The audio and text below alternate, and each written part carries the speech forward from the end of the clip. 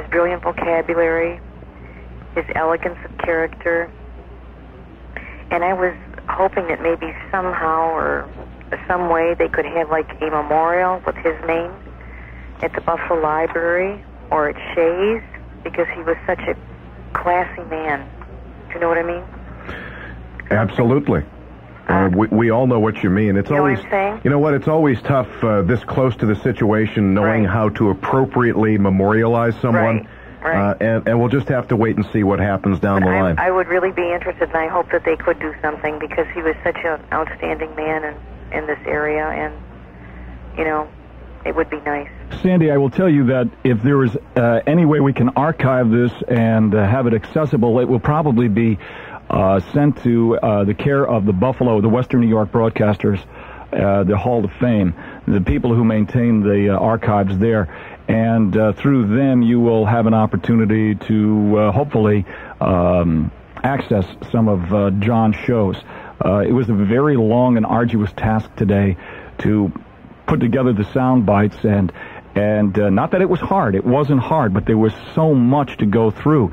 And given the nature of how busy we were today, people have also asked me about having tapes of this show, available. And we're not able to do that at this point in time, to duplicate them and distribute them. But we wholeheartedly advise you to roll a cassette tape and record this show tonight. Thank you for calling. I'd like to bring a guy in who I really enjoyed working with.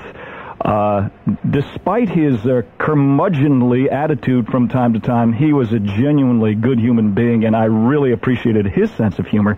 His name is Bruce Zarnecki, and this is a guy that I worked with in 1978. Bruce was, for lack of a better term, the building maintenance man.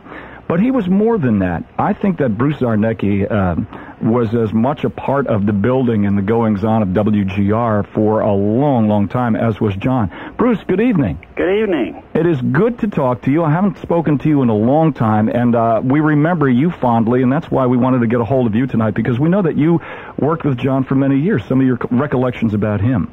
First of all, thanks for the compliment. You're welcome. And yes, I did work with John for a long time. I just thinking probably about 15 years. And I do respect the man. He was a gentleman among gentlemen. He was a very conscientious and meticulous worker. I saw him many times cutting out ads out of papers on subjects that he was going to speak on that particular night. And he had a file the size of a box that was probably 18 inches by 24 inches. He used to bring that to the studio every day and fill up his files. So when somebody called, he looked that file up immediately, and he knew exactly what he was talking about. Bruce, when you worked with him, you were with him in the TV environment too, but in radio, some of the things that you recall, some of the funny things, because he could be a devilishly funny man behind the scenes as well as on the air. Certainly was. You spoke of Ottoisms and all that stuff. I remember when, Leon Lowenthal or Bill Irwin, the managers, used to give him a birthday cake every year and invite John into the office, and he acted so surprised. And speaking of Ottoisms, one of his favorite phrases was, "Mercy me, goodness gracious, what a surprise." Bruce, I knew you'd get that. Yeah, Bruce, this is Tom Bauerle. I haven't seen you since before I started shaving on a regular basis. Right. Bruce, did John Otto ever own a briefcase, or was it always the brown bags? Always the brown bags or brown boxes, never a briefcase.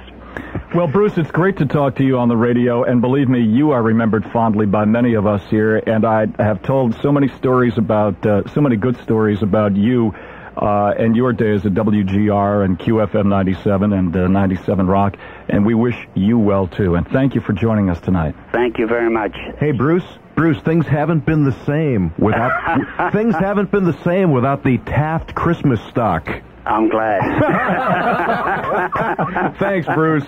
See you. Bye-bye. There's Bruce Zarnecki, a great character and a terrific guy who, he could have been on the air. Who, frankly, got the wrong end of the stick from this radio station back before we were running things. Exactly. Many corporations ago. But Bruce Zarnecki, in his own right, is a wonderful guy, and I cherish this guy because he too was salt of the earth.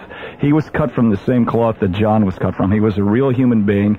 He spoke the way it was, didn't pull his punches, and had a certain joie de vivre. And I'm glad that we could get him on tonight. Oh, that was great. Greg, are we going to need a break? I suspect we are. When we come back, we'll take more telephone calls. Good evening. Remembering John Otto. If you're just joining us, and it just dawned on me, we might have some people who, for whatever reason, have been out of touch today. If you haven't heard the news, very, very bad news. It's sad news, but these things, John would not want us to be morose about it. John Otto died today at the age of 70. He died at approximately 20 minutes after 5, and we are remembering John Otto this evening. And feel free to roll tape in your cassette machine on WGR. Did I say this morning again? It doesn't matter. All right, this evening, I beg your pardon, it's a 10-year force of habit on WGR 55. The forecast from Buffalo's official weather station, mostly cloudy tonight with rain changing to scattered snow showers, low 30. Tomorrow morning clouds giving way to mostly sunny skies, high 45. It's 37 degrees in Buffalo. I'm Tom Puckett, WGR News Radio 55.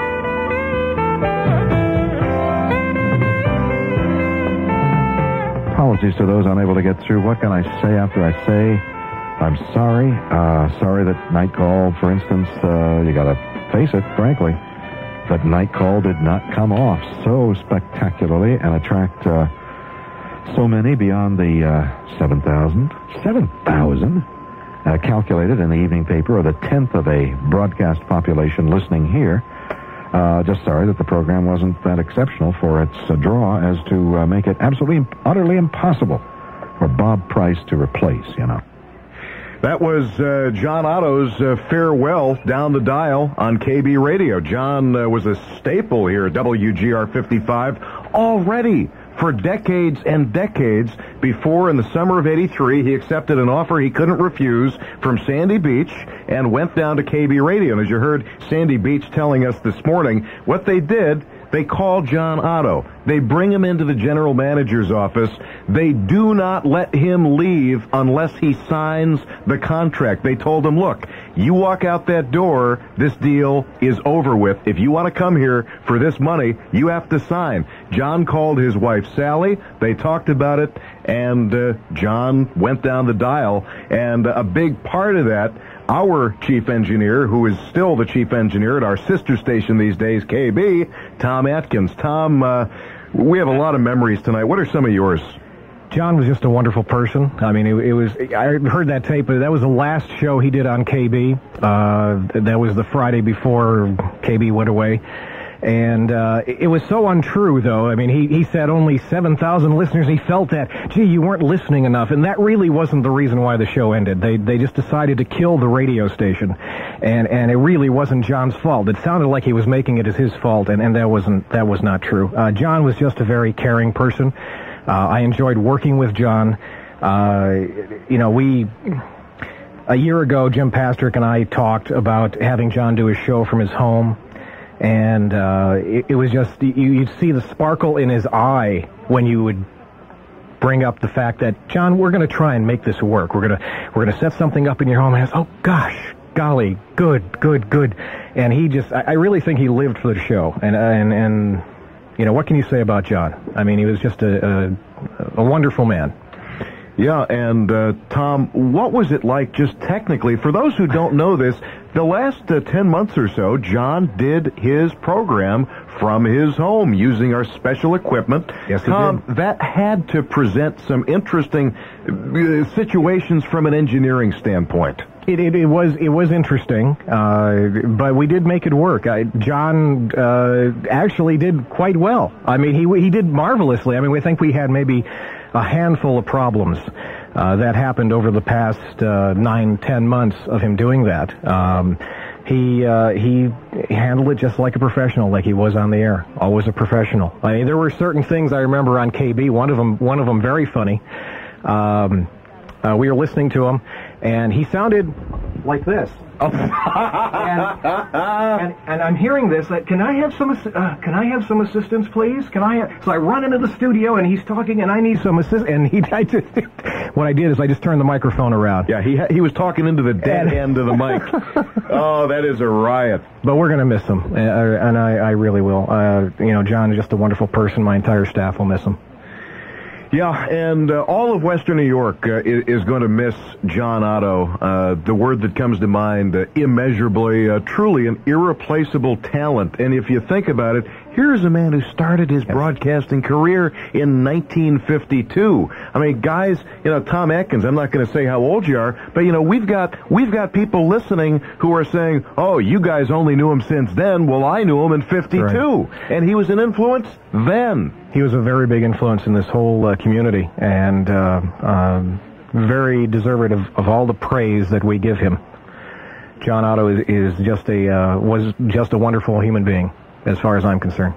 We will have more to come. Thank you, Tom Atkins, our chief engineer. We will have more to come on WGR 55 as we remember John Otto. If you are on hold, please stay there. I will take your telephone call in the 11 o'clock hour on WGR 55. When you need to know about the world, when you need to know about the country, when you need to know about Western New York, depend on News Radio 55, WGR, Buffalo. Remembering John Otto, and parents say keep Buffalo Vocational open. I'm Tom Puckett. More on those stories after WGR News Radio 55. Weather on the 10s. Patchy drizzle or flurries ending overnight, then mostly cloudy, low 30. It's 36 degrees in Buffalo.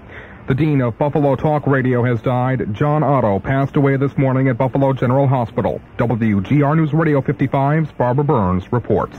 I just feel like we've lost our teacher. Broadcast colleague Sandy Beach says no matter how confident any of us in broadcasting feel about our abilities, we all stood in the shadow of John Otto. It's not easy being the pioneer. You have to break all the ground, and everybody learns from the work you're doing. And the pioneer of Buffalo broadcasting he was, says newsman John Zach, who remembers the first time he met John years ago here at WGR. I was sitting in as an intern, and all of a sudden John walked in to do the news. And he was a very young man back then, but that voice just resonated across the room when he did the news, and I was just awed by that. And Doris Jones worked with John at WGR back in the 1960s. He never was any different off the air than he was on the air. There is no doubt John touched many lives and will be missed by all who worked with him. Barbara Burns, WGR News Radio 55. WGR 55 special tribute to John Otto continues after this news.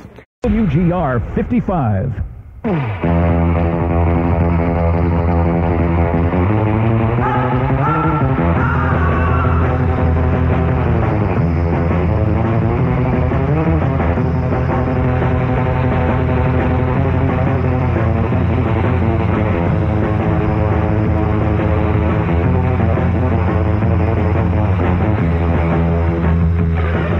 As you might expect, where is it here?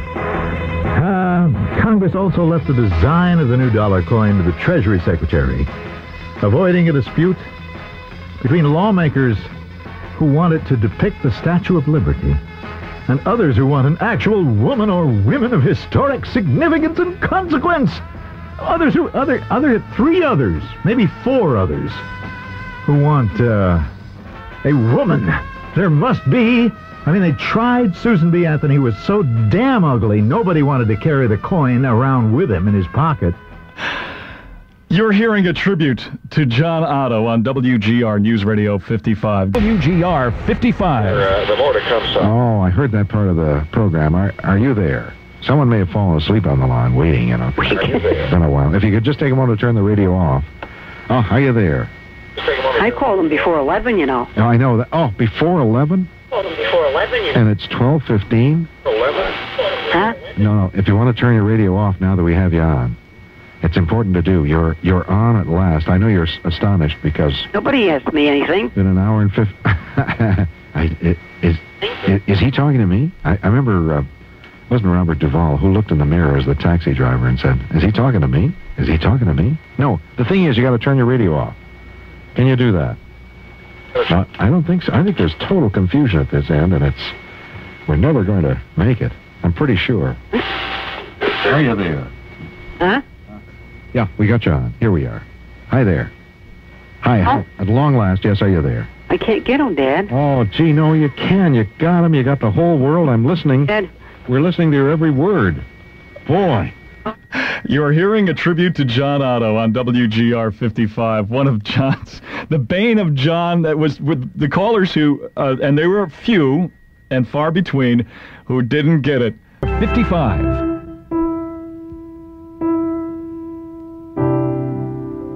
Not only does Oprah not boogie, but she's a quite different personality as it comes across on the Box of Shadows from Rosie O'Donnell. She will spend a whole program with the very smarmy and additionally ugly Dennis Rodman, you know. Now Rosie, I can't believe Rosie would do that, but Oprah would do.